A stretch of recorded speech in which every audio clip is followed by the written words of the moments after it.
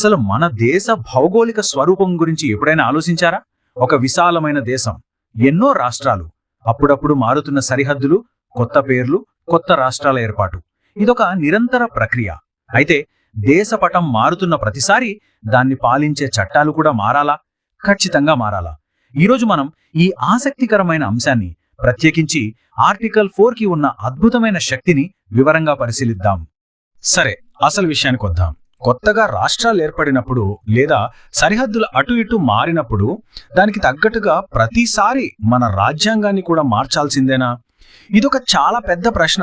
ఒక చిన్న భౌగోళిక మార్పు జరిగిన ప్రతిసారి దేశం యొక్క అత్యున్నత చట్టాన్ని అంటే రాజ్యాంగాన్ని సవరించాల్సిన అవసరం ఉందా?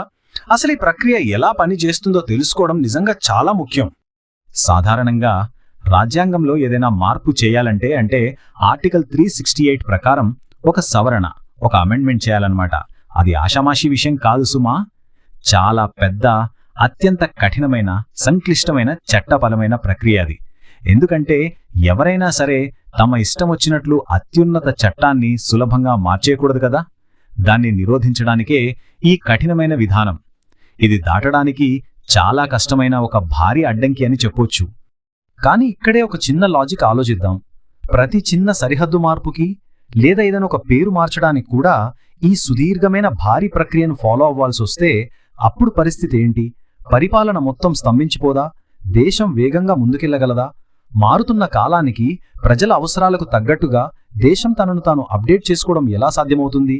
ప్రతి చిన్న విషయానికి ఇంత పెద్ద సవరణ చేయాలంటే అది ఖచ్చితంగా ఒక పెద్ద సవాలే అవుతుంది కదా. దీనికి పరిష్కారం ఏంటి? అదే ఆర్టికల్ 4 యొక్క అద్భుతమైన దాగి ఉన్న శక్తి. దీని గురించి చూద్దాం. ఇక్కడ నిజంగా ఆసక్తికరమైన, ఆశ్చర్యపరిచే విషయం ఒకటుంది.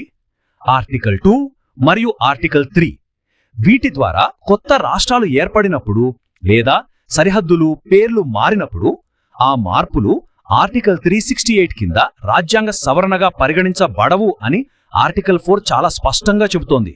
అంటే అర్థమేంటి? దేశం తన భౌగోళిక అవసరాలకు అనుగుణంగా ఎటువంటి భారీ చట్టపరమైన ఆటంకాలు లేకుండా వేగంగా మార్పులు చేసుకోగలుగుతోందన్నమాట. రాజ్యాంగ రూపకర్తల ముందుచూపుకి ఇదొక గొప్ప నిదర్శనం. వాస్తవ ప్రపంచంలో ఇది ఎలా అప్లై అవుతుందో ఒక ఉదాహరణ అంటే తెలంగాణ ఏర్పాటు ద్వారా చూద్దాం. ఉమ్మడి ఆంధ్రప్రదేశ్ గురించి మనకు తెలుసు. ఆ ఉమ్మడి రాష్ట్ర విభజన జరిగి కొత్తగా తెలంగాణ రాష్ట్రం ఆవిర్భవించింది. ఆ ప్రక్రియ చట్టబద్ధంగా అంత సాఫీగా ఎలా సాధ్యమైంది? దానికి కారణం కేవలం ఈ ఆర్టికల్ 4 కల్పించిన వెసులుబాటే. ఒకవేళ ఆర్టికల్ 4 అనేదే లేకపోయి ఉంటే రాజ్యాంగ సవరణ అనే పెద్ద ప్రక్రియతో ఈ విభజన ఎంతో సంక్లిష్టంగా మారేది. ఇది చట్టం ఎంత ప్రాక్టికల్గా పనిచేస్తుందో తెలియజేస్తుంది. ఈ మొత్తం ప్రాసెస్ మనకు ఒక అద్భుతమైన నిజాన్ని గుర్తు చేస్తుంది. భారత రాజ్యాంగం యొక్క అసలైన బలం, అందం ఇదే. అది కేవలం కొన్ని కఠినమైన నిబంధనల సమాహారం కాదు. మారుతున్న పరిస్థితులకు అనుగుణంగా వంగే సరళమైన స్వభావం, అంటే ఒక అద్భుతమైన ఫ్లెక్సిబిలిటీ దానికుంది. అనవసరమైన మార్పులను నిరోధించడానికి కఠినంగా ఉంటుంది.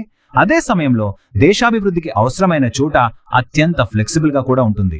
ఒక్క ముక్కలో చెప్పాలంటే దేశం మారుతూ ఎదుగుతున్న కొద్దీ మన రాజ్యాంగం కూడా ఆ మార్పులను సహజంగా తనలో ఇముడ్చుకుంటుంది.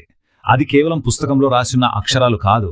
అభివృద్ధి చెందుతున్న దేశం యొక్క వాస్తవికతకు అద్దం పట్టే ఒక సజీవ పత్రం, ఒక లివింగ్ డాక్యుమెంట్. చట్టపరమైన విధానాలు ఎప్పుడూ దేశ వాస్తవికతకు, ఆకాంక్షలకు అనుగుణంగా ఉండేలా ఈ ఆర్టికల్స్ చూసుకుంటాయి. ఇది ఖచ్చితంగా మనందరికీ గర్వకారణమైన విషయం. రాజ్యాంగం గురించి ఇలాంటి మరిన్ని లోతైన, ఆసక్తికరమైన విషయాలు తెలుసుకోవడానికి the voice of the constitution ఛానల్కు సబ్స్క్రైబ్, లైక్ మరియు షేర్ చేయడం మర్చిపోవద్దు. మన మద్దతే ఈ ప్రయాణానికి బలం. అయితే ముగించే ముందు ఒక ఆలోచన. భవిష్యత్తులో మన దేశం ఇంకా ఎలాంటి భౌగోళిక మార్పులను చూస్తుందో, వాటిని ఈ సజీవ రాజ్యాంగం ఇంకెంత సులభంగా తనలో ఇముడ్చుకుంటుందో కదా. ఈ ప్రశ్నతో ఈ రోజుకి సెలవు తీసుకుందాం. మళ్ళీ కలుద్దాం.